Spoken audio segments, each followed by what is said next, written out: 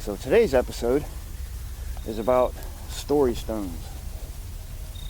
Actually, let me get this camera up and rolling.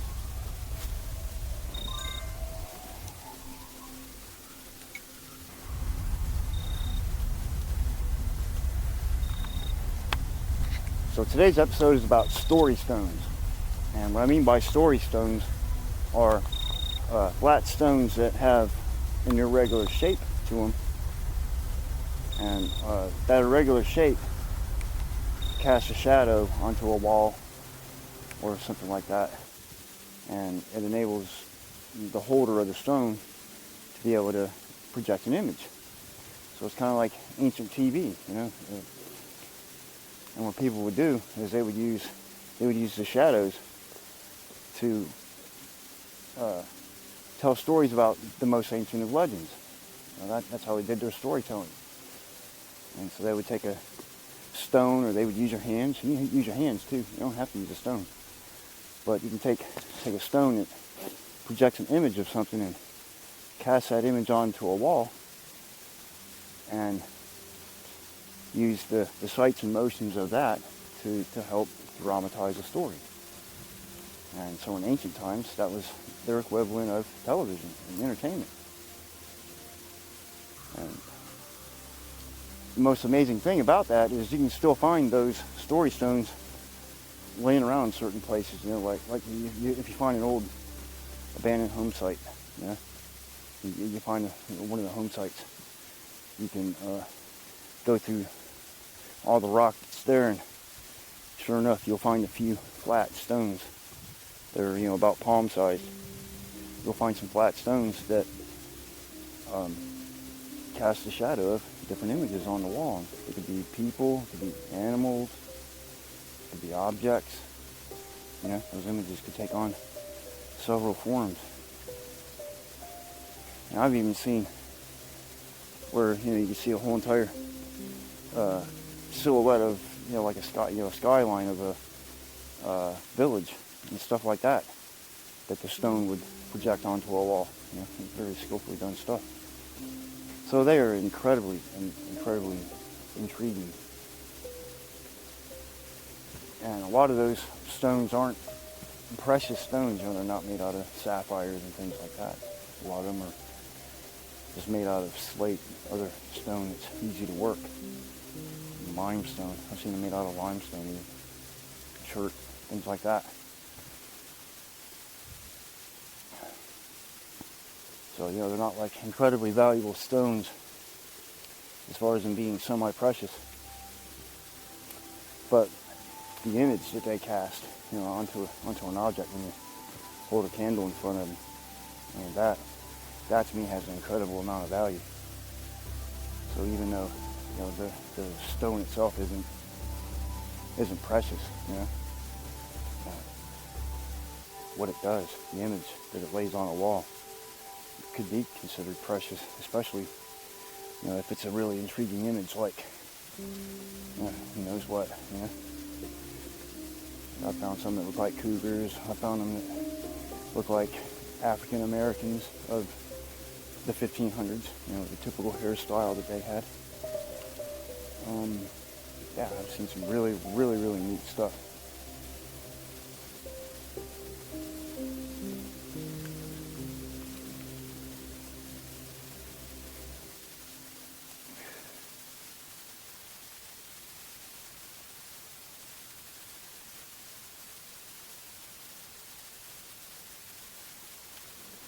Yeah, I've seen some really neat stuff.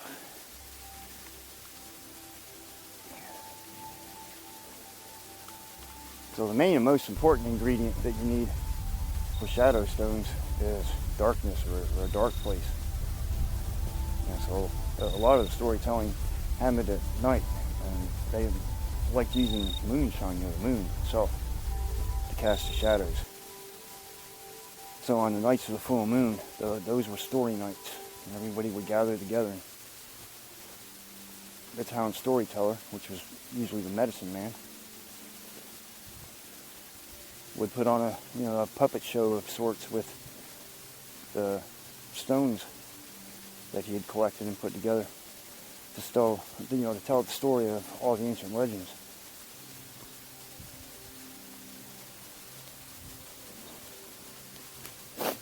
Now that's a tradition that still goes on in Cherokee, North Carolina, even today.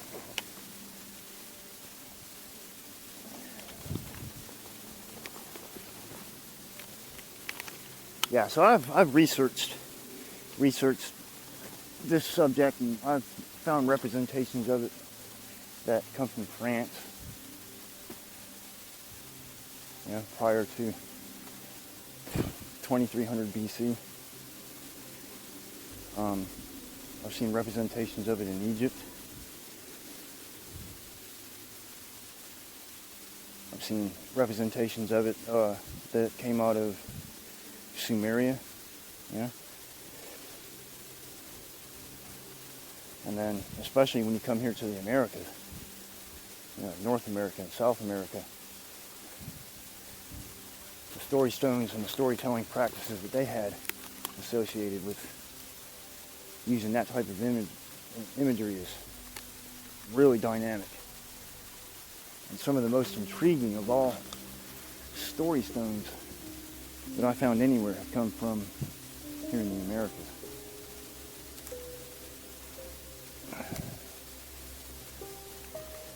Yeah, some of the most intriguing ones.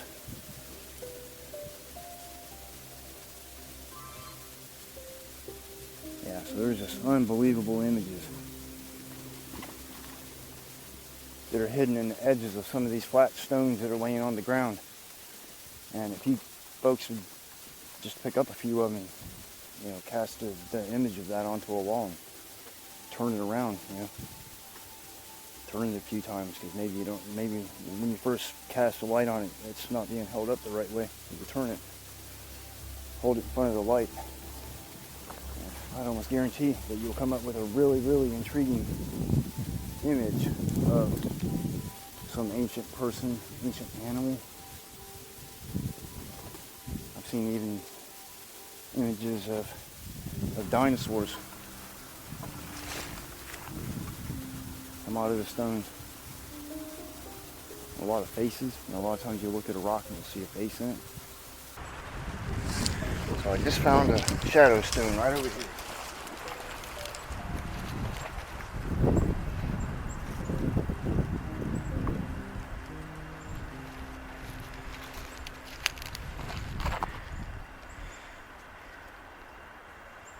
See? Yeah, this one looks like a bird of some sort. Can't wait to clean it up. So what's your opinion? Leave a comment in the comment section below. Alright, so now that I got a few stones to use, yeah, we'll check out shadows on the wall. We'll cast some light on these and see what kind of stuff we can get to pop out from it. So you may be surprised at what we see.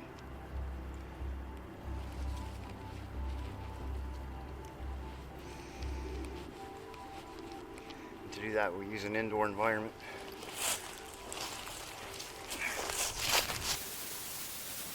Some of them are just naturally occurring. Some of them can be imbued into the rock, by hand. You force it on there and make it look like that. There's a couple quick chips off the edge of a stone. You can really make it look like, a face or an animal or a tool. Like I said, I saw a stone one time that had the skyline of a whole entire village chipped into the edge of it. When you cast a shadow of that onto a wall, you could see the whole entire village. Yeah, that was really neat. I'd like to have one of those of my own. Someday maybe I'll find one. And sure, I could try to make some of that stuff myself.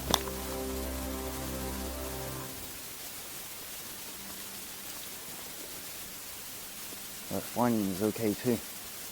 I kind of like rescuing materials like that from laying out in the waste. You know, I try to pick them up and recognize them for what they are and put them back into use, you know. A lot of times it's not enough for me to just know that that's what the stone is and I'm okay to leave it there. I gotta pick it up and I gotta document it, make videos about it, and write about it in books, yeah.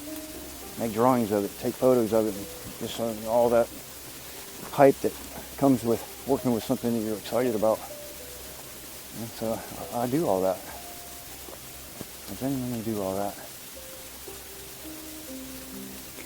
Yeah, so it's not the intent of me doing this video to, you know, tell the stories of all the old legends. But I like to share the old practice of using story stones to create the imagery that you see when those stories are being told. And yeah, if we can do that, bring back some of those old images. Yeah, that'd be a really, really cool thing. And to be honest with you, I only have a few story stones myself that I can actually say are a bona fide story stone made for that purpose alone. But there's a lot of other objects that I found out there in the wilderness that could be used like a story stone, but it's actually a tool. It's intended for some other purpose. Yeah. So it's kind of a fine line between saying that, you know, that people made stones especially for that, and being able to use almost any other tool because, you know, they were shaped like animals also. You know, Native American method of tool making was to fashion the tool shapes after the shape of animals. You get the energy of the animal, you get the power of the animal by doing that. Or so they thought, you know.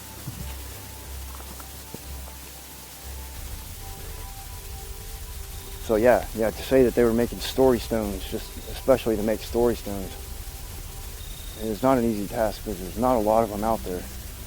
And most of the tools that ancient people made were intended to multi-purpose. You know, you really didn't go through a lot of effort to make something that only had a single purpose, because you know, that's just not how. That's not the program. You know, you got to multi-use everything. You know, everything has to have 2, 3, 4, 5 uses. It's like most words have 3 definitions, and some of them have 5. Yeah, everything was based on that rule, and it still is today.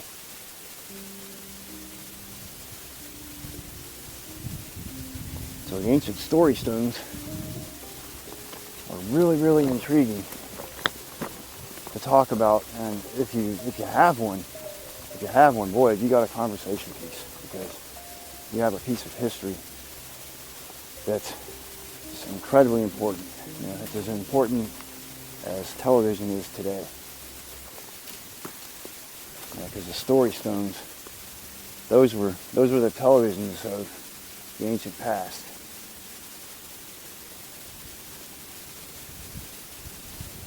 Yeah, they certainly were. And so if you have one, yeah, you've got something really special. And you should enjoy showing it to people and casting shadows on the wall and sharing the stories about it that you have. Yeah. Like I have a story stone that makes the shape of a cougar. You know, it's a cougar's head. So I can only imagine what kind of wonderful stories used to be told with that stone. Maybe heroic stories of somebody fighting off a cougar, you know, who knows what kind of exciting stories could have been told with that.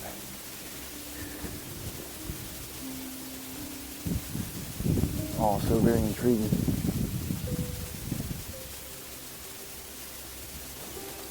yeah, the act of storytelling is the most important aspect of our ancient ancestors. You know, it's the most important thing that they did for us, is to start the tradition of passing down the ancient legends so that we can have memories of what people thought of the past.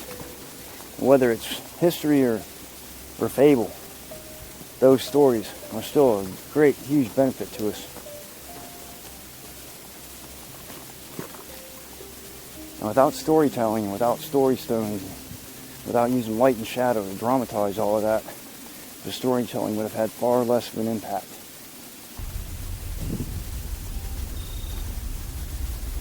You know, because we all know how when you set the right mood for a story. You know, you have a dark night, you have bright moonlight, you bring out the wolf stones or the cougar stones, and you start telling stories of how someone got hunted by it. You know, just that imagery, and that you know, at night like that, and in that kind of lighting, it sets such a dramatic scene in someone's psychology. You know, in other words, it makes a story that you just can't forget.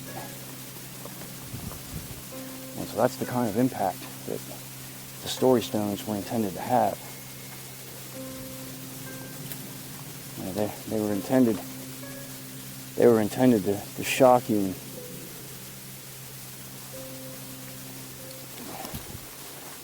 cause you to be aware of the whole entire telling of the story so that you could never forget it.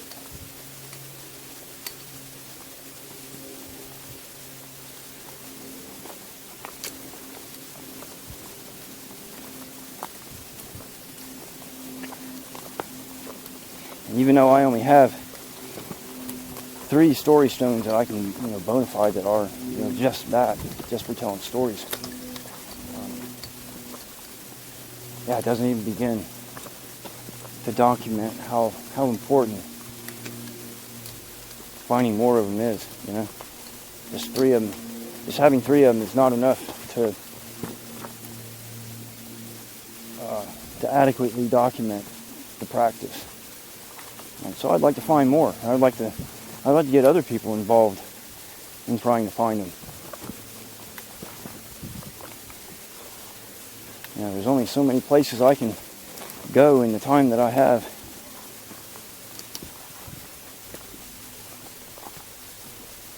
So if I'm never gonna do enough and find enough stuff to really put together an adequate document,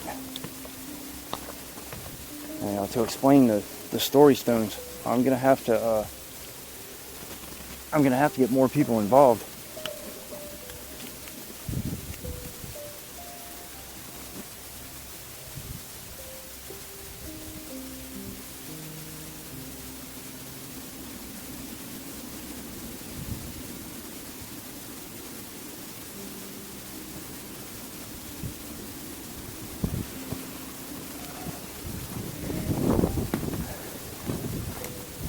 Yeah, I'm most definitely going to have to get more people involved.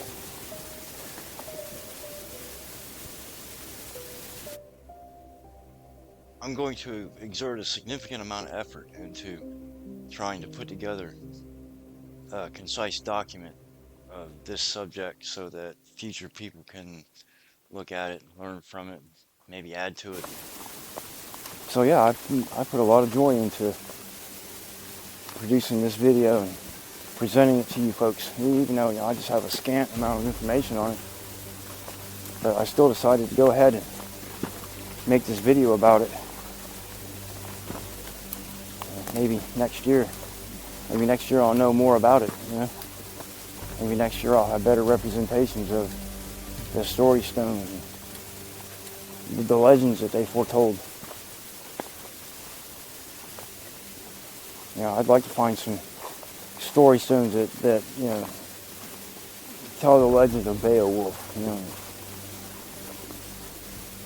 the legend of Thoth, and, you know, some of these other great legends that are out there. I mean, I know there's story stones out there that tell those stories. And I would really, really like to find some representations of that.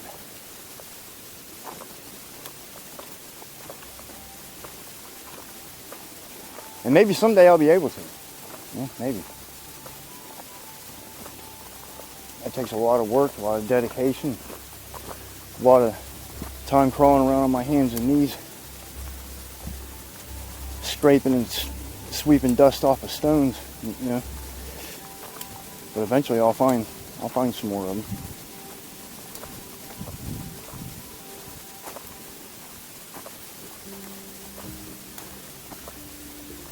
As you can see in this photograph that I'm showing you right here, I've got a really, really elegant crab motif oil lamp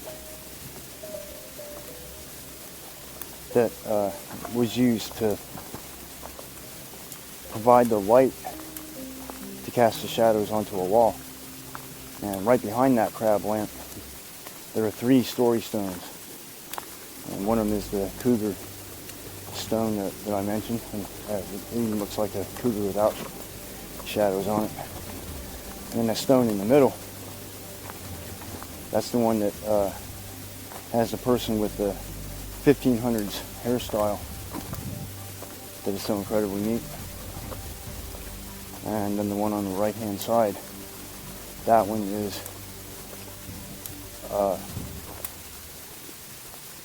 an image of a Puritan fella. I mean, he's got the, well, he looks kind of like George Washington. Yeah, that's kind of what he looks like. So I was able to kind of date those stones back to the early 1600s. Like 1605, 1607, right there in that era. And those stones came from the greater Boston area.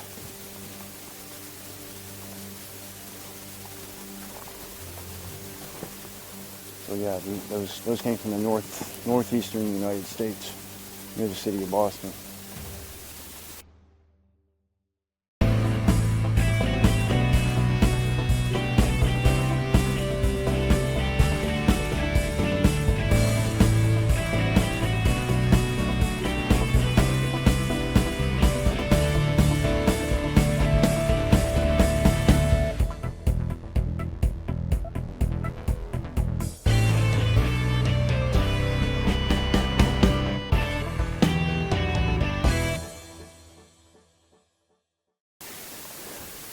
And I found this kind of stonework all over America. Everywhere I've traveled in America, I found, you know, similar stoneworks.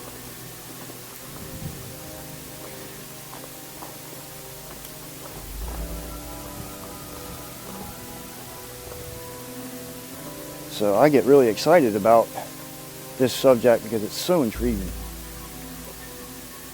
You know, and it's literally one of the oldest forms of entertainment that there is. Yeah. So it's like it's television's most ancient ancestor. So that's one reason why I really enjoyed talking about this subject is because yeah, you know, it's because I love working in television. I make TV episodes. Yeah, just like the subject in general. I watch TV, I make TV.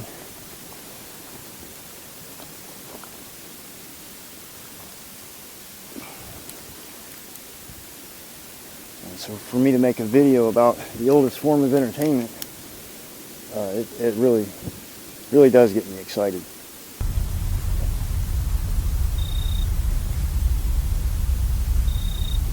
Absolutely love talking about the story stone and showing off the 3 stones that I have.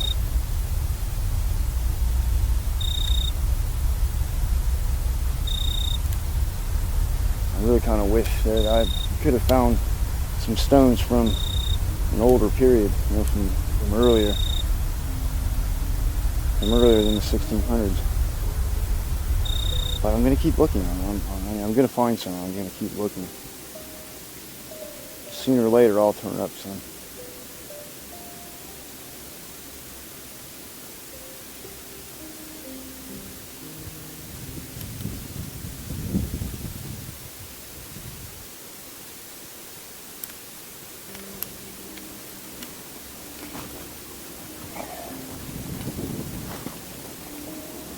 story stones that I have, they're all of a certain thickness. I mean, they're all relatively thin stones,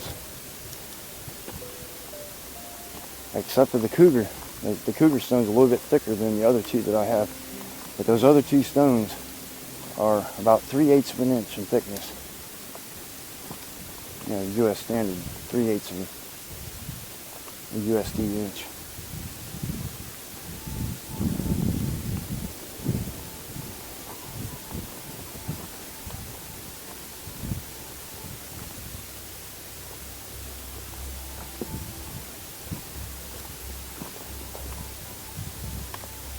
Most of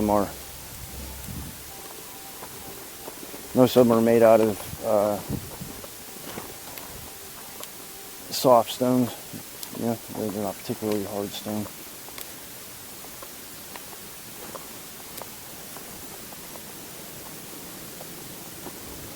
I've seen a lot of them.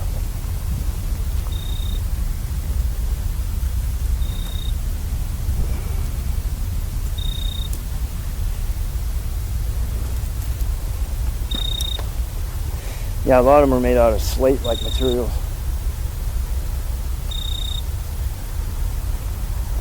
Like a green glassy layered stones that are put together kind of like slate is. You know? I've seen a lot of them made out of that. They like that light green colored stone for that. It's like a pumice stone or something. You can work it almost like flint. It's a glassy stone. You can kind of work it like flint. It chips kind of like flint does. But it's a soft stone. You can also almost carve it with a pocket knife. And you can use a steel blade to cut into it with. So it is a good stone to use for that, for making that kind of stuff out of.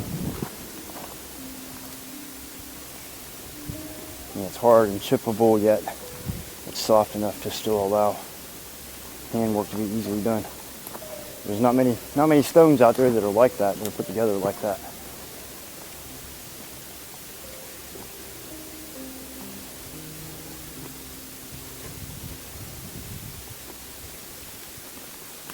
Yeah, not many stones out there at all like that. Yeah, the story stones are just absolutely incredible.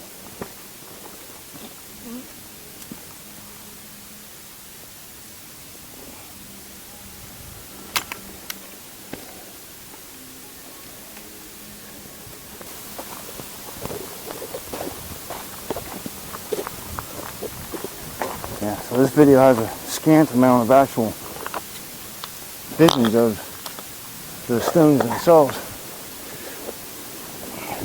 but that's only because they're incredibly rare, and I only have 3 stones myself. I've got 3 of them. Yeah, so I need to find more.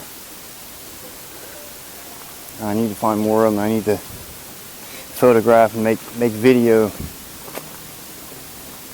representations of the shadow images that they make. You know, and like that, try to build a good documentary, a good document for future people to make use of.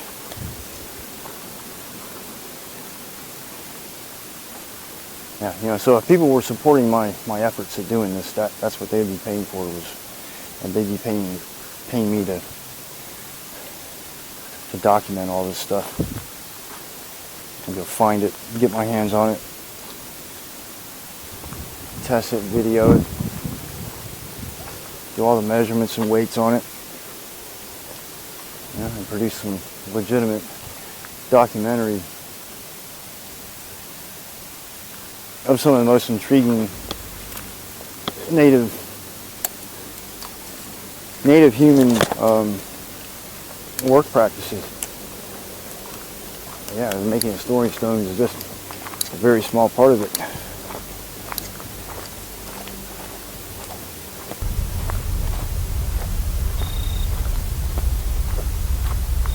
Yeah, those ancient legends are the source of all technology that we have today.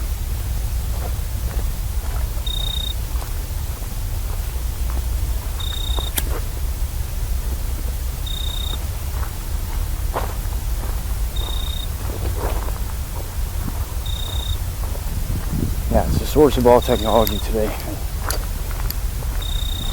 And I honestly believe that we need to adequately document as much of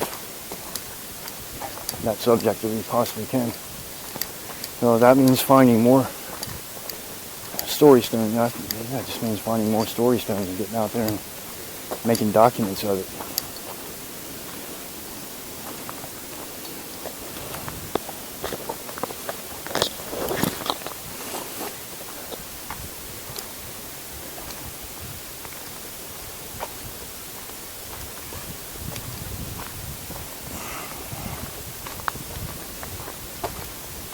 Yeah, so I just know in my heart that there's tens of thousands, if not millions of those types of stones just laying around certain places. And if I can just get my hands on 30 of them, if I could get 3 dozen of them, 3 dozen stones would be enough to represent it as a world practice. If I could have a sampling from each of the different cultures within that 36 pieces. So that's what I'm going to try to do.